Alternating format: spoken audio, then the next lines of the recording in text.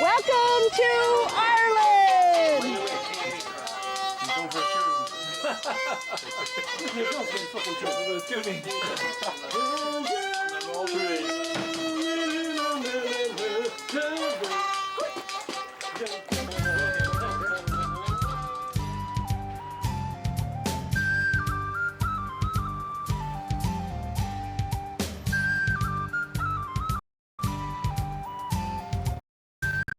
Oh, look who's here. Robert, how are you? Oh, hi, Ken. This is my friend, Captain Maroon. Hi, Catherine. Captain's over fishing.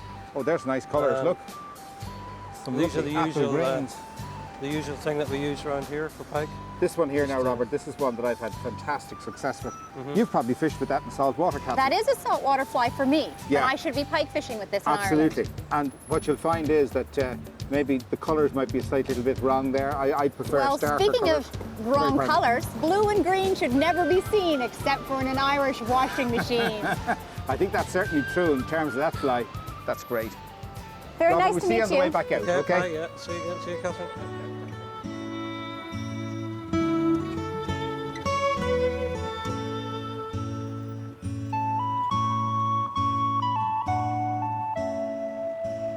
Well, the Irish people are as cheerful as the myths of the leprechauns. they're they welcome you. Oh, do you have a fish? I think so. Do actually, a big one. Oh my goodness, big fish. I'll reel in. Hang on to him, hang on to him. Well, that's the pot of gold at the end of the rainbow. It really is. What a fish. Fantastic fish. Look at the What head. a beast of a fish. Look at the Congratulations. You see him? What an Or see her? impressive fish. Really, really, really heavy pike. And it would be a female. The It is females a are female. the big ones. Yeah. Now I got to Well, release. she gave us a lot of fun, but now I guess Fabulous. she's ready I to think go. it's time to release. Now she's just missing the top, isn't it? No. Oh, nicely Perfect. done. Perfect.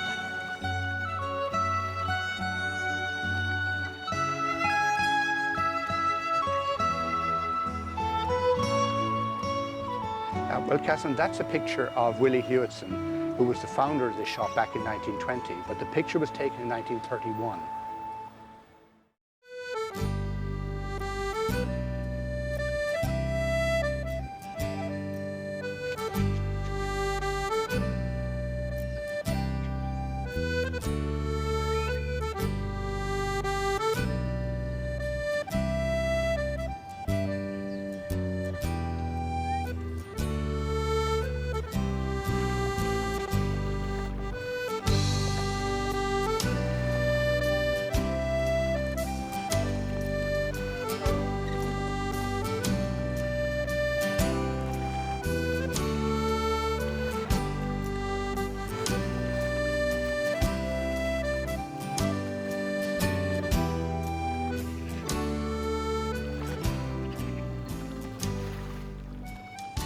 What could I have done to hold on to him? Nothing.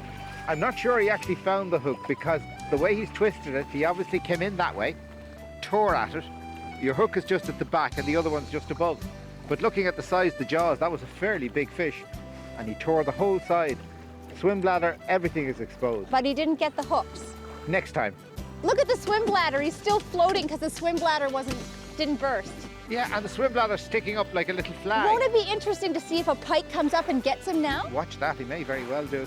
That reminds me of a technique that I've used where you blow up a balloon as an indicator All right. and it floats along just like that swim bladder. Yeah, that's great. So how do we pass the time in between fish? Do we know any poems? Well, certainly W.B. Yeats was quite keen on the outdoors and keen on water. And he has one lovely poem, and it's called The Lake Isle of Innisfree. And it goes something like, I will arise and go now, and go to Innisfree, and a small cabin build there, of clay and wattles made. And I shall have some peace there, for peace comes dropping slow, dropping from the vale of evening to where the crickets sing. 9 bean rows will I have there, and a hive for the honey bee, and live alone in the bee-loud glade.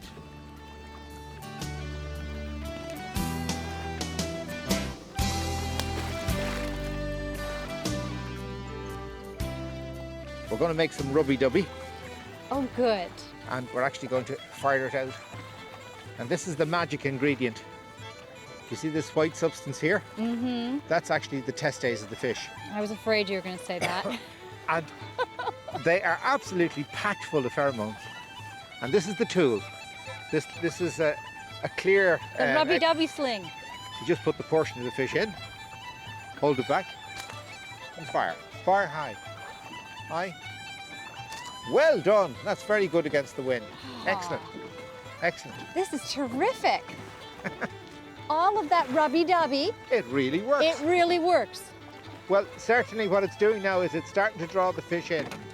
And I think the scent is out there. Here you have it. No, he's not. That is an old injury. Someone else's lure. Yes. That's what's going on. Yeah. Obviously, it broke off on someone else's line, and he's hungry and he's refeeding, but that lure is well down, so I think we should put him out of his misery. Oh, it's way down his tummy. Oh my goodness me. Yeah. See? It was a double on a dead bait, but it actually pierced the intestine. We were very wise to take that fish out. Ken, why do we fish with trebles? Well, if you look in the mouth there, you can see the armory of teeth. And if you strike fairly quickly, there's a very bony mouth with a huge number of teeth. You can do very little damage in that area. Unfortunately, what tends to happen is that people use very heavy traces, and that's a really heavy trace. That's a shark trace, and light nylon. And once the fish gets off then, what does it do? It tries to swallow the bait. So I would much prefer if we could have a situation where people were using barbless hooks, and that would be, I think that would be a big step forward. Now, because this is an unhealthy fish, we're probably not going to eat this for dinner tonight. No, Okay. certainly not. The other thing is when they get very weak like that, they have in their intestine, as a lot of freshwater fish have, they have a lot of parasites. And certainly if they get very weak like that, the parasites can actually invade the flesh and so on. So it's better not to eat those fish that are weakened. So I caught the fish Yeah. with dead bait, but it was in the lips. Yeah, but you struck very And quickly. someone who was fishing with dead bait, who left their rod, the fish ingested it, and then the hook was in its stomach and did all this damage. Absolutely. All right, well, let's get back and find some healthier fish. Okay, just tidy up a little bit here. Well, we're well kitted out. I've never seen a boat with so much gear. If gear equals fish, we'd have the boat absolutely full at this stage. We have a great range of things. We have trolling gear, dead bait gear, spin gear, fly gear. 1, 2, 3, 4, 5, 6, 7. Well, a dozen rods. Did you get a fish? Fish, yeah. Oh, and a fish. There we go. Fish on top of it all. Just like that. Nicely done. I'll get mine in so we won't tangle. Nice. And the sun has come out and we've got a fish. That's Shall I nice, net Mike. that for you? Yep. Okay. Now, Mr. Fish. And it is a Mr. Fish. I'd say this is a jack. Very, very, very good condition. Very good condition. Now, look at that, Catherine. They're called the vomerine teeth. And there's quite an array in a pike's mouth. And they all face backward, so that if anything goes in there, including your finger, nothing comes back out. Really, really, really sharp teeth. Just under his jaws there, I don't know whether you can see it or not, there's just a line of little openings. Oh, do those holes go Just right into running his along. mouth? They go right up along and into the sensory organs that are connected to the lateral line. It's part of the sensory system, so the fish can actually get underwater a picture of what's happening, even in the murkiest conditions. Even when conditions are really, really, really tough, those fish can still feed. And in fact, some of the Dutch scientists, in a very humane way, have blindfolded pike, and to find that over a 6-month period they lost no condition, with no ability to see at all. I'm learning so much about these fish. They're a phenomenal sport fish. There he Well done. goes. Well done to you. Well done. My Great lucky stuff. charm. Great stuff. You're my lucky charm fishing buddy. Excellent. Do you know another poem? I do. I know a limerick. The limericks are the best. What's the difference between a limerick and a poem? Well, a limerick has a very set pattern to it, like, there was a young man from Dunedin, travelling from London to Eden. It said on the door, don't spit on the floor, so he carefully spat on the ceiling.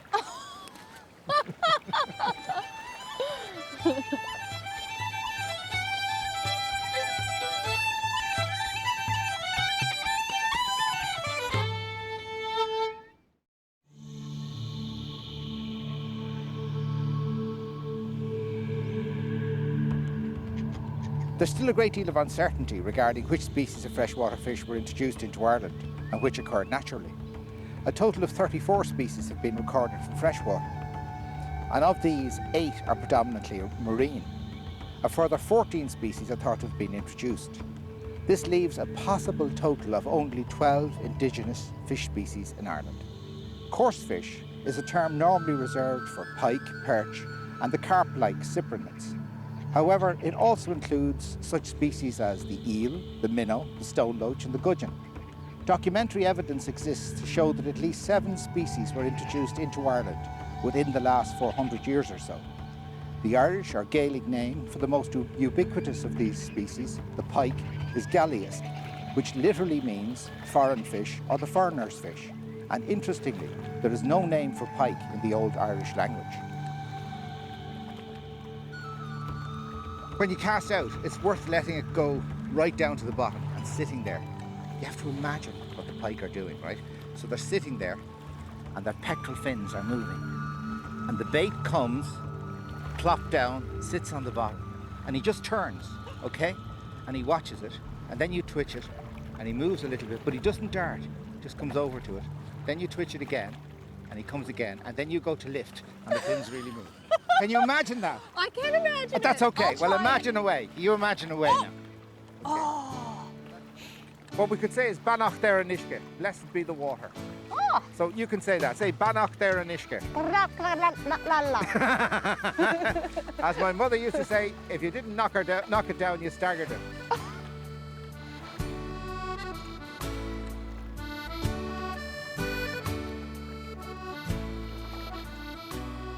When the wind is in the north, the fisher goes not forth. When the wind is in the east, the fisher goes forth least. When the wind is in the south, the hook is in the fish's mouth. But when the wind is in the west, the fishing's at its best. What I want to try and do now is, I want us to fish the pockets. I want us to fish very gently, that's why I asked Kevin to row. Because very often people plough through these areas with engines and the fish are gone because it's very clear. You've seen the water yourself and it's very shallow. So Why I think, is it so clear? well, I think the main reason is probably because this is a very unique environment. It's a marl lake and it has a pure limestone base.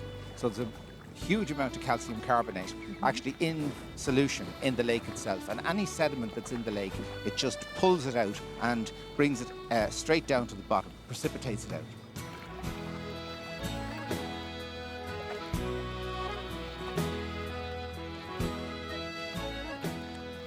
So I've got this saltwater bait pattern on. You just changed what are you trolling back there?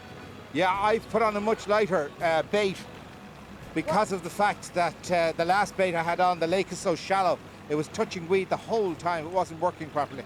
What color is the bait you just put on? It's actually, it's a plastic imitation of a small pike. Oh, okay. With a very, very small, but So these very, are very cannibals. They eat their own children, right? Yes, absolutely. And their brothers and sisters and their mates and everything in sight. So we'll stick a little while in this deeper water, then we'll move back in and see can we pick up what we call the jack pike, the randy males that are in amongst the reeds in far. I love how you say that, the randy males. I'm switching up a lot. I'm shortening up sometimes. Yeah. I'm working Yeah. my rod tip, but I'm also doing a bit of I call this a chug. I think it's very don't know what good. you call it in Ireland, but okay, Kevin, we got her. Well done. Thank you. Should I try to bring it to the Yeah, surface? try her. Okay. Put a bit of pressure on Oh, it. She might now jump. there's a rod She bend. might jump. Now there's a rod I think bend. she's a bit confused because Yeah. that rod is very light. Okay. Now, lady. In the net. Okay. All right. Okay, there we go. So tell me about the fish, Ken. Well, these are, in Irish, they're called galliask, which means the foreigner's fish. So we know from that they're not native. And they've been here now about 500 years in Ireland. But they've done really well. Ah, that's a nice fish. Now, Catherine, nice fish.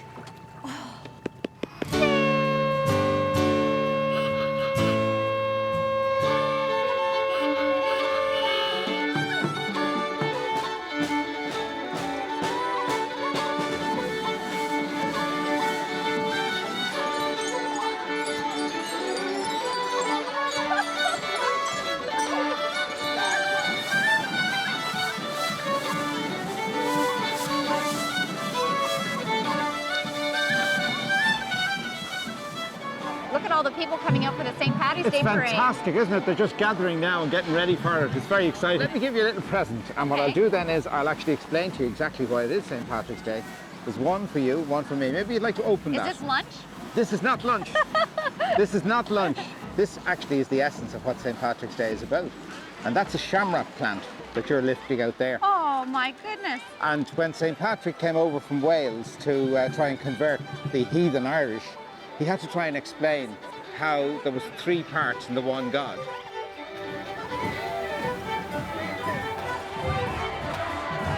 So when he was given a lesson on the hill of Tara in Ireland, he picked up a little shamrock and he showed it to the High King, and he explained to him that that was the Father, that was the Son, that was the Holy Ghost.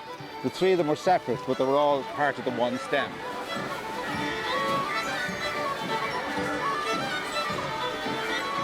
And that's really why people have a shamrock as a symbol, particularly on St. Patrick's Day.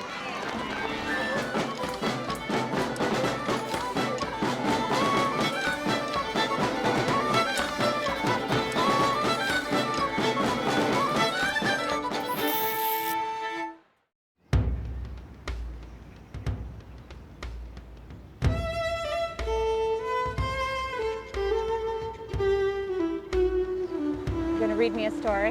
I'm going to read you a story. This is the story of my first pike.